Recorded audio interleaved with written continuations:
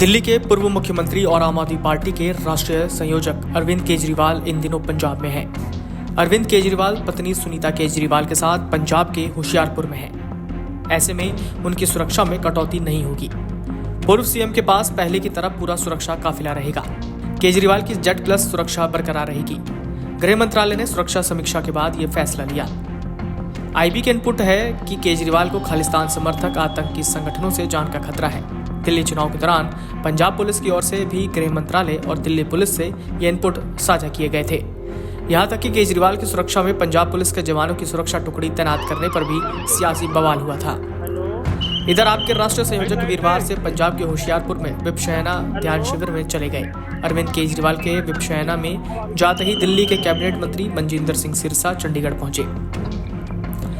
सिरसा ने केजरीवाल पर निशाना साधते कहा कि खुद को दिल्ली का मालिक बताने वाले अब किराएदार भी नहीं रहे। दिल्ली की आपदा अब पंजाब आ चुकी है।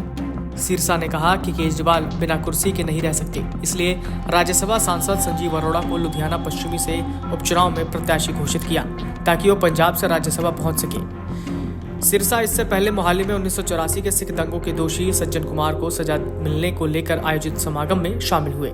उन्होंने मोहाली के फेज 5 स्थित गुरुद्वारा कलगीधर सिंह सभा में माथा टेका। उन्होंने सिख दंगों के दोषियों के बारे में 2014 में प्रधानमंत्री नरेंद्र मोदी की ओर से गठित SIT की कार्रवाई की जानकारी साझा की। सिरसा ने कहा कि दिल्ली चुनाव के बाद केजरीवाल ने सीएम भगवंत मान को हटाने की पूरी तैयारी कर ली थी।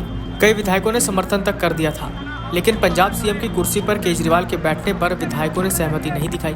केजरीवाल के विपश्यना पर सिरसा ने कहा कि काफिले में 50 गाड़ियां, 100 से ज्यादा सुरक्षाकर्मी देखकर लगता ही नहीं कि वो ध्यान करने पहुंचे हैं। सिरसा ने कहा कि दिल्ली के आप नेता इन दिनों पंजाब में घूम रहे हैं। मनीष सिसोदिया, सत्येंद्र जैन पंजाब में बने हुए हैं। दिल्ली के कुछ सलाहकारों को सीएम मान के इर्द गिर्द बैठा दिया गया है। बीते 3 साल में प्रदेश में नशे की समस्या खत्म नहीं होने के बाद अब युद्ध नशे के विरुद्ध अभियान चलाकर 3 महीने में नशा खत्म करने की जो बात हो रही है। सिरसा ने कहा कि केजरीवाल सीएम मान को नाकाम साबित कर सत्ता पर काबिज होना चाहते हैं, जबकि दिल्ली के पूर्व मंत्री पंजाब में नए मॉडल लागू करने के नाम पर विभागों की कमान अपने हाथ में ले रहे हैं।